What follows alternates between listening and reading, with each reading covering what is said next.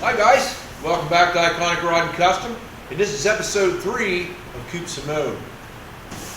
This time we've started the sheet metal shaping. We're going to take you through the process and how we do it. There's going to be a lot of these videos on the sheet metal shaping process. This whole vehicle is nothing but curves and contours, so there's going to be a lot of reverse curves, both longitudinally and crosswise. It's going to be a lot of fun. It's going to be a learning curve for us as well.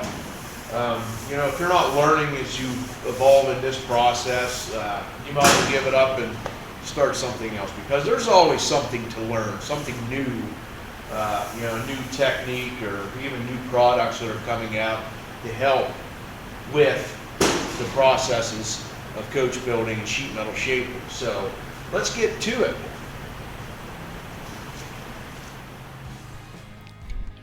Hey guys, I want to apologize for not getting this video up sooner, but we had to take a little time off, some vacation, and then we had other cars to repair, so we got pretty busy with that.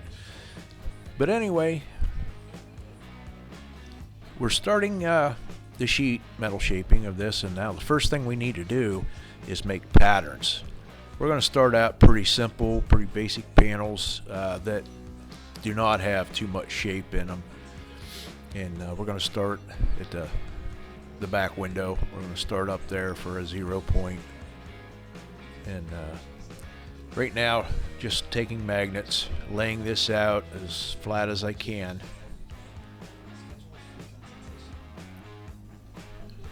Now this brown paper that we have, it's in 2 foot and 4 foot rules that we got, and this is like a heavier craft style paper, and it's good for flatter panels. I have a 3 foot wide thinner white paper that we'll use on a lot of this that require a lot of folds. All the folds will represent where all the metal shrinks are going to have to be, and if they have to be stretched, we'll actually have to slice that paper in areas. But all in all this, you see those little notes I just put on there, light shrinks. These patterns are basically a roadmap for what you can do. You take these, you lay out your notes on this paper, then you can transfer it to the metal, and you just go from there. The more information you can put on the pattern in the metal, the better you are, the better off you are, because it's, like I said, it's just a roadmap.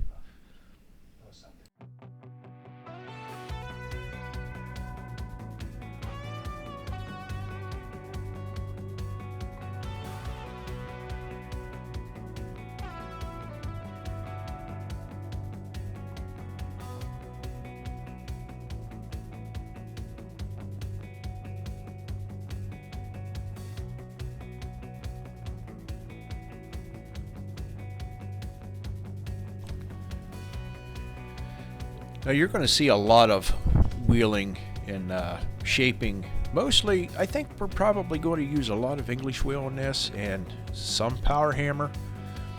Because we're using aluminum, it's a little easier, quicker to shape than mild steel. But it's still going to require a lot of shaping, a lot of trial and error, test fits, and it's a lot of work to walk back and forth. You can put some mileage on in a day working sheet metal, and then having to take it over to the project for the fit. So it's a good workout.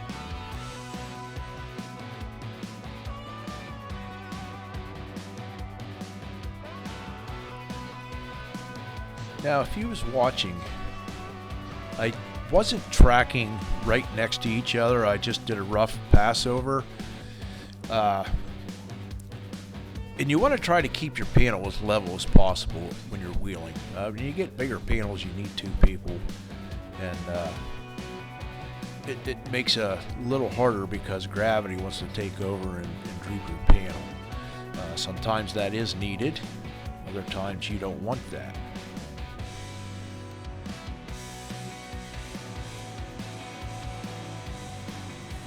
So I got the general shape in it, and I cut the window out to let a little bit of tension off of it. Now, we need to put a little shrinkage in toward the bottom where it rolls down, because there's contours to this panel both ways. And the only way to get that is to shrink it, and you can see the areas we're talking about. We're going to mark that out with a marker, and we're going to take it over to the mini power hammer, and I'm going to put it through the thumbnail dies, the nylon thumbnail dies. It's a little easier on softer metals, doesn't mark it up as bad, but it's a process that you have to go through.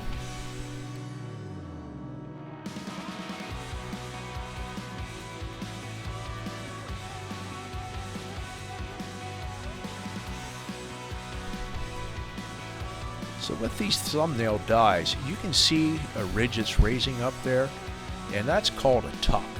So when you push it through, it's making that panel raise up in that area. And when you pull it back out, part of that die set is flat on the side closest to me. The outer edge has the thumbnail that sticks up to create that tuck. So in all reality, what's happening is you're raising that panel up in that area. And when it comes back out, it's crushing that tuck into itself, and that's what creates the shrink. In other words, it's gathering the metal and making it a little bit thicker, little by little, and when you stretch, it makes the metal thinner.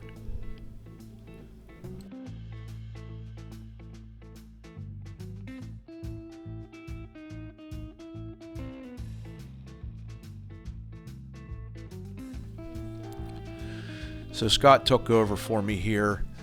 He's smoothing out all those shrink marks, and he'll get that fitting on there pretty good, and we can move on to our next panel then.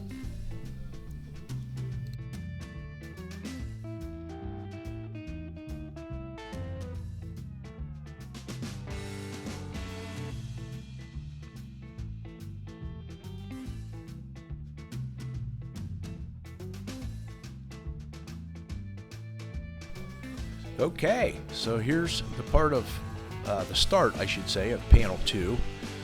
Basically recreating the pattern, and I'm putting as much information as I can on there. Now you can see I have some radius gauges, and you'll see some small sweeps, and I'm going to mark those radiuses and the numbers of the sweep on to this pattern.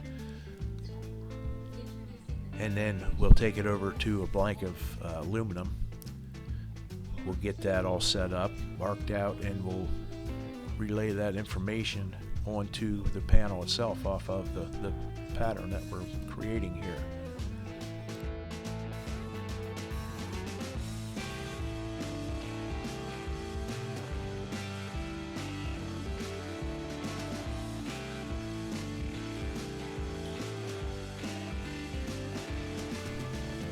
The general rule that I go by is paper is the cheap way to make a mistake. You know, since COVID hit, metals in stock have gone sky high in price. They've come back down a little bit, but nothing like they were pre-COVID. So it can get pretty expensive if you're just in a rush and just take a piece of metal and start shaping it without making a pattern. It can get a little costly.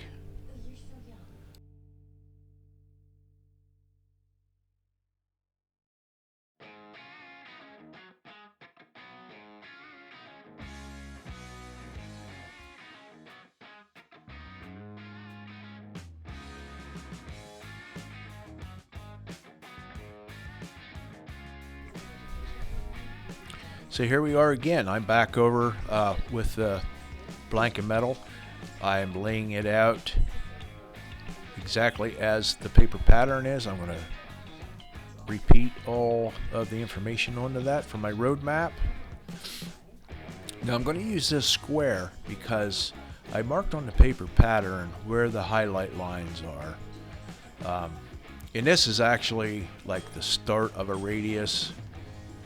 You can get a highlight line in the center of the radius, and you can get one at the lower end of the radius where it comes out. So I just took the straight edge and I made some dots just for the general purpose of being able to see that, because that's where more shape is needed at the start of those areas.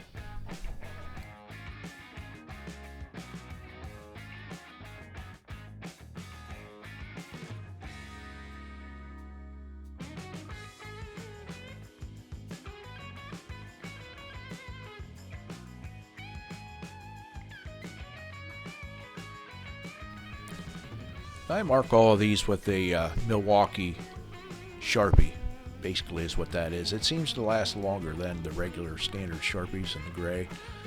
You know, if you make a mistake, you can use lacquer thinner, acetone, or whatever to wipe that off.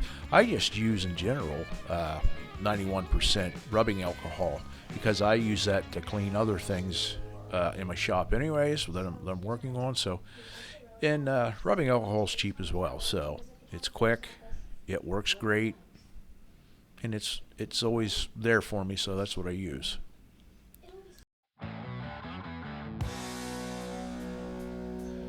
So I got Scott to help me with this panel. I didn't want it drooping too much down and creating excess shape from gravity.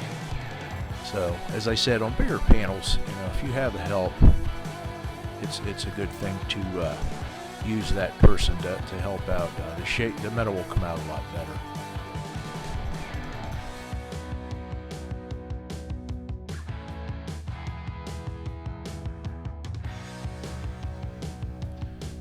So I decided to change the lower anvil into a little sharper radius to help us out along the way, go a little bit quicker. But you don't necessarily need that. It's a radius that's a little flatter, and if you just put a little more pressure on it, you can still get shape out of it. It's easy to go too far, especially with an English wheel, and then it's a little harder to bring it back. So just keep that in mind if you're just starting out. Start with the lowest crown wheel if you can and work your way up there, instead of thinking you need to go right to that shape, that radius that the final panel should look like. Just take your time, trust me. Now we're not going to bore you with the whole process of shaping this panel. It's pretty much just like the first one, only we're going to have a cutout at the bottom where the top of our trunk lid's going to be.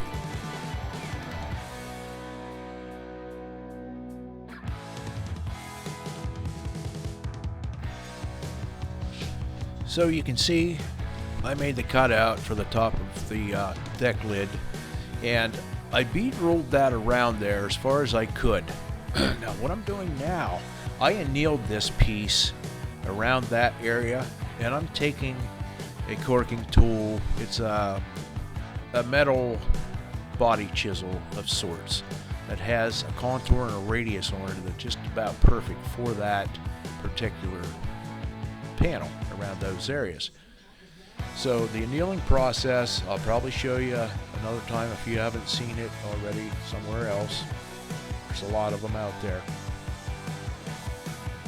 I just work back and forth with this, chiseling and pressing that in against the wire form that's there, and it comes out really nice.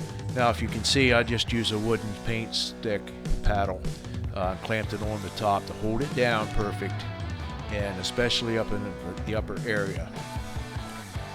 And I just continue working that back and forth on one half of the side, which is the right side that you're seeing here, and then I'll repeat the process on the left half, and it comes out really nice. I was impressed with how that worked out. I wasn't exactly sure if it would go the way I wanted or as easy as it did, but I'm pretty happy with the results then.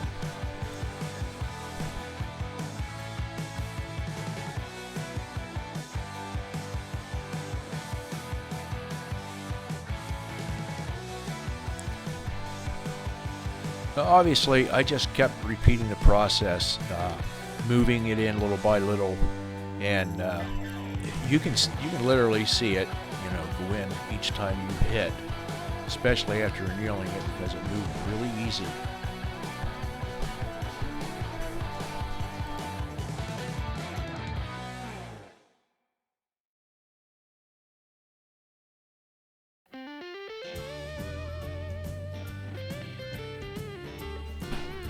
So, as I mentioned with the paint stick and the clamps, I just keep moving them around the area that I'm hammering because I don't want to really rearrange any of that upper lip or back into the panel whatsoever. And if it's out toward the edge there, it helps steady that. And if you're making a boo-boo, if you hit it too hard, this does help. And then I'll go back through and lightly tap everything around again to get it smoother. Now this panel isn't done by any means. We're just getting all the basic shape in it. We'll have to do some washover passes and whatnot and get them all ready for welding.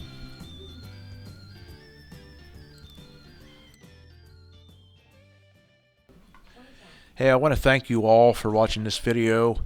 And we're going to have a lot more on Coupe Simone, so don't forget to like, subscribe, and hit notifications and share.